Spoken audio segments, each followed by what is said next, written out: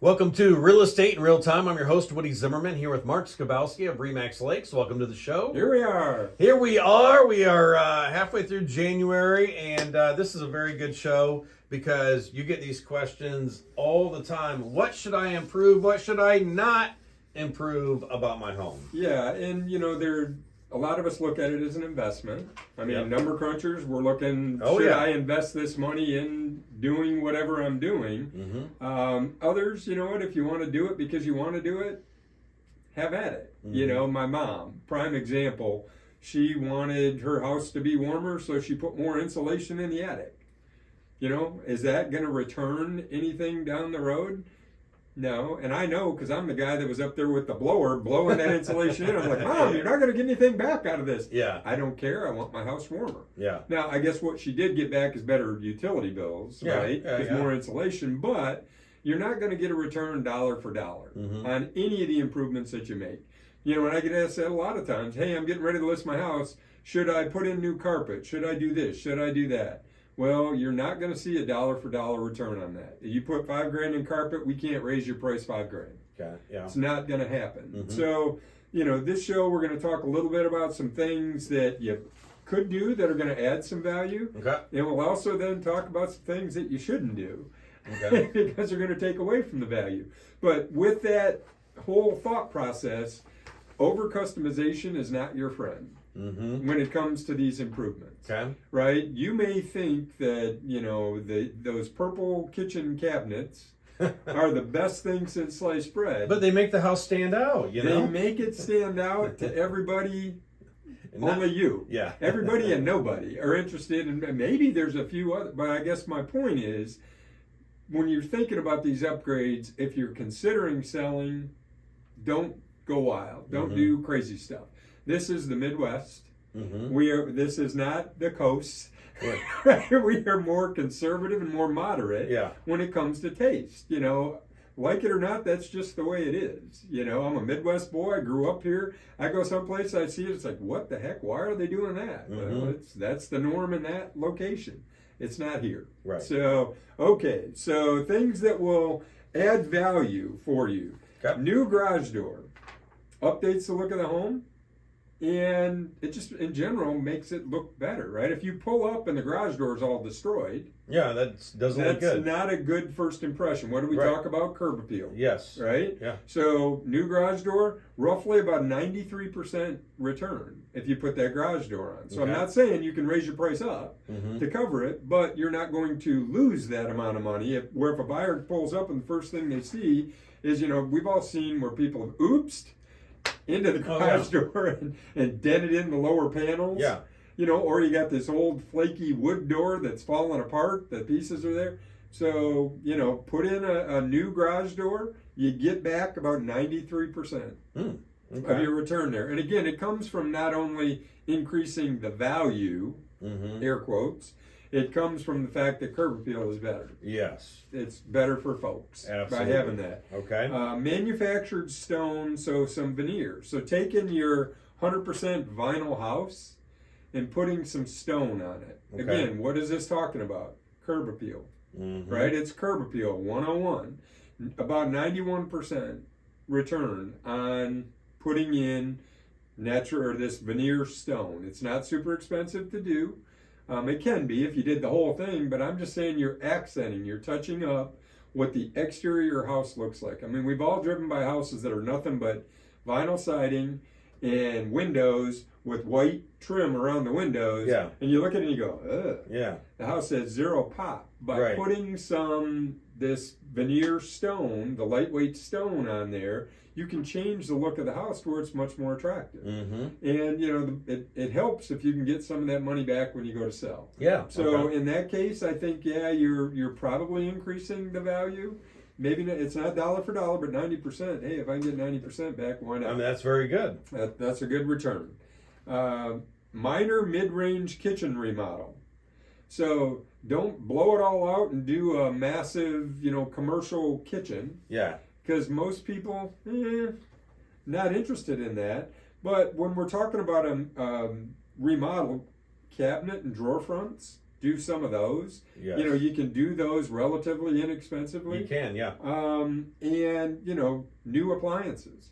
Mm-hmm. I've been in these houses, you know, that were built in 1985, and they've still got 1985 appliances. Oh, Even yeah. worse, going to the 70s when you had lime green and Oh, yellow. boy. Oh, right? So yeah. you walk in, and that's the first thing you see in the kitchen. Yeah. Is lime green or yellow stove. It's like, yeah. So newer appliances, those kind of things, are going to help you. Okay. Updating your faucet, updating your sink, all of those things. And ultimately put a little paint on. Right? Yeah. You don't have to do a lot, put a little paint on. And Yeah. so those return about 75%. So kitchen remodels like that are about 75%. If you gut your kitchen and do it, all bets are off. So does that hold true for the bathroom as well? Because you always hear like kitchens and baths. Yeah, kitchens and baths are what sell places. Okay. Absolutely. And after the break, we can finish up with some other do's, and then we'll talk about don'ts. Okay, very good. You're listening to Real Estate in Real Time. We'll be right back.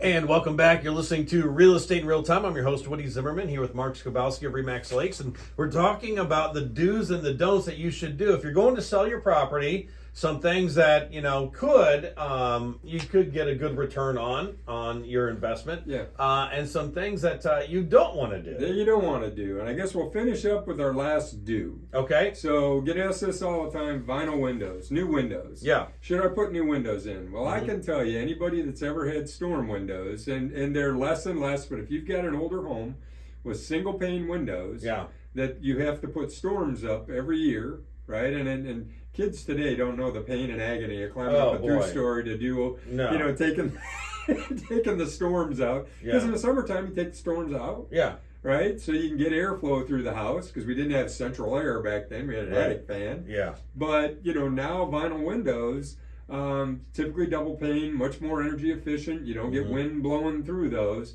Those are a good investment if you're going to do that, because home buyers, it impacts long-term your cost of heating, cooling, all of those things. Yeah. But they're looking at it, I don't have to do it. Right? I'm going to get into this house, and it's comfort sitting in the house. Mm-hmm. I mean, storm windows are not very energy efficient, and wind blows through.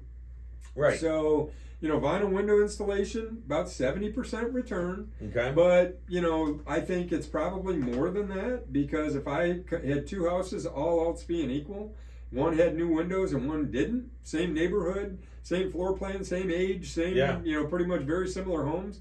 The one with the vinyl windows, with the newer windows, that's the one I'm going to buy, not the one with the storms. Right. Not only, it may cost me a little bit more up front, but long term, the comfort, to me, it is huge. Yeah. So being able to sit in the house and not have wind blowing through right. it, No, I is mean, a big deal. I remember my grandparents' house, they had the storm windows, and every year he was out there and he's doing that, you know, something I've never had to deal with, you know, thank goodness. But Thank God. yeah, for sure. For sure. All right, now we've got some don'ts. Some don'ts. Some things that might decrease value. Here, and I'm not going to say it's the number one question I get asked, but I get asked it a lot.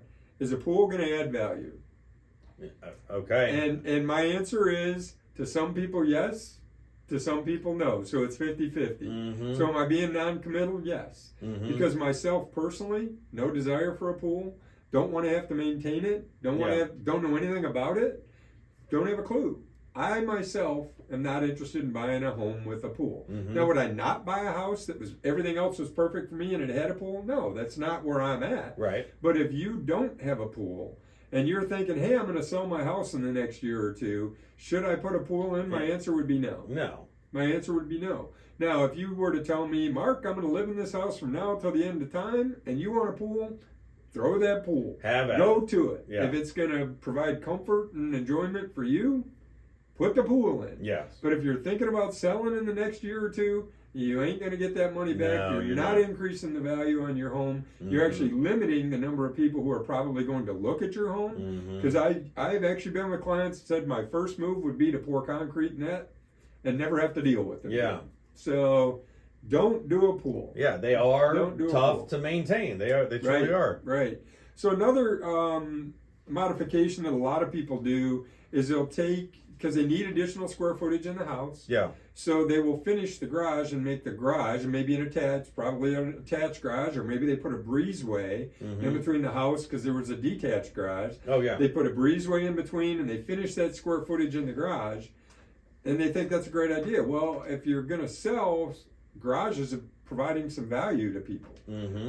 So actually, by finishing that garage, you may actually decrease the curb appeal, the appeal to the average buyer, because many people want a garage. So, and for the additional, depends on the size of the garage, I guess. Yeah. But if you said a 20 by 20 garage, which is the old, smaller 2-car garage, 400 square feet, you're losing value by finishing that 400 square feet instead of leaving it as a garage. I guess the bottom line what I'm saying. Yeah. So if you're going to sell in the next year or two, don't finish that garage. You're not going to gain from that. You're going to lose more from turning people off to the fact that there's no garage there. Right. Now again, if you're going to stay long term, by all means, do whatever you want to do. Right. But converting your garage.